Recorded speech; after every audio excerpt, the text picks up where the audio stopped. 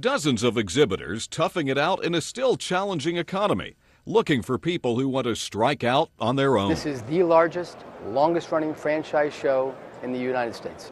They may say to themselves, you know what? I've been downsized, outsourced, laid off.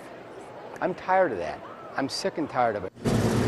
To be sure, some ideas are cooler than others. Classics like soft serve ice cream and icy. And then there are others bringing together man and his best friend. I am Jason Earl, founder and CEO of 1-800-GOT-MOLD. And who's this with you here today? And this is Oreo, the Northeast First Mold Dog, and the canine executive officer of Mycelium Holdings and 1-800-GOT-MOLD. You've got to have a system. I think that for any brand, they've got to have a operating system that makes certain that franchisees have the tools to make themselves successful. Like one that brings together scissors and beer. One of the more unusual ideas, a membership barbershop, where a monthly payment gets you unlimited haircuts and even a beer. Predominantly, it's going to start at the $40 level a month and go all the way up to $120 a month. At every membership, it includes unlimited haircuts.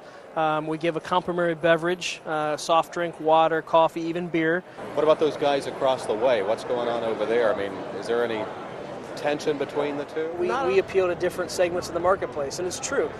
They like the guys that are just, live and breathe sports, and that's great. We basically are more about business people, professionals. We generally, in most of our clubs, have flat screen TVs. They're muted.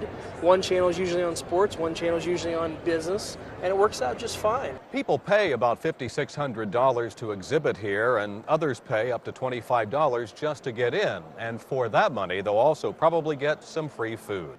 Not everybody had a lot of people coming by, maybe because they weren't giving out food.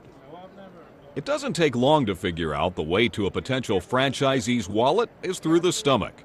And having a nice-looking young woman at the booth doesn't hurt either. We are giving out, we have mini cheese croissants, raspberry croissants. Doesn't it bother you all these people just come by for the food?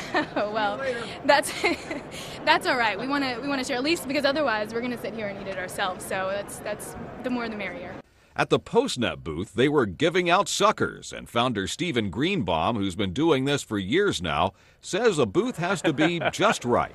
Well, candy, we have some green pens and giveaways. A lot of that is about branding, just having people take some of these items home, and as they're looking through things they saw, things they looked at in the show, hopefully you're top of mind.